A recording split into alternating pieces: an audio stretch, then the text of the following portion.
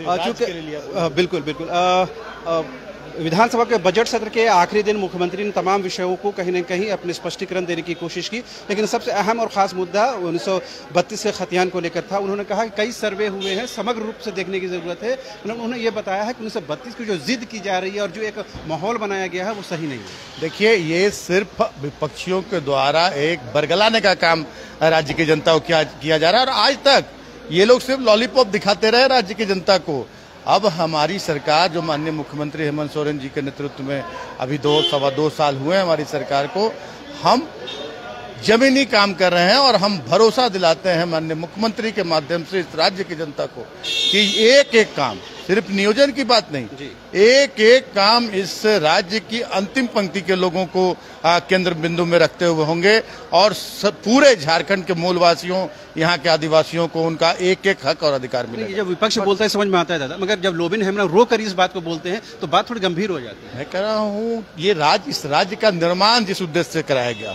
कि यहाँ के मूलवासी आदिवासियों को उनका हक अधिकार मिले, इस को केंद्र बिंदु में रखकर हमारी सरकार काम कर रही है। और आप देखिएगा कि ऐसा समय आएगा कि जो विपक्ष के लोग हैं उन्हें हमारी भाषा बोलनी होगी। शिक्षा मंत्री वही जिद कर रहे हैं 1932 तो लागू होगा, अंतिम वही है निर्णय के बाद कि ये सिर्फ विपक्षियों के द्वारा एक बरगलाने का काम राज्य की जनता को किया जा रहा है, और आज तक ये लोग सिर्फ लॉलीपॉप दिखाते रहे राज्य की जनता को। अब हमारी सरकार, जो माननीय मुख्यमंत्री हेमंत सोरेन जी के नेतृत्व में अभी 2-2.25 साल हुए हैं हमारी सरकार को, हम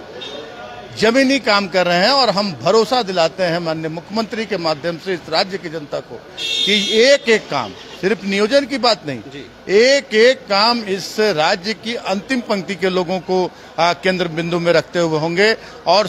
पूरे झारखंड के मूलवासियों, यहाँ के आदिवासियों को तो आपने सुना, ये थे पेयजल एवं स्वच्छता मंत्री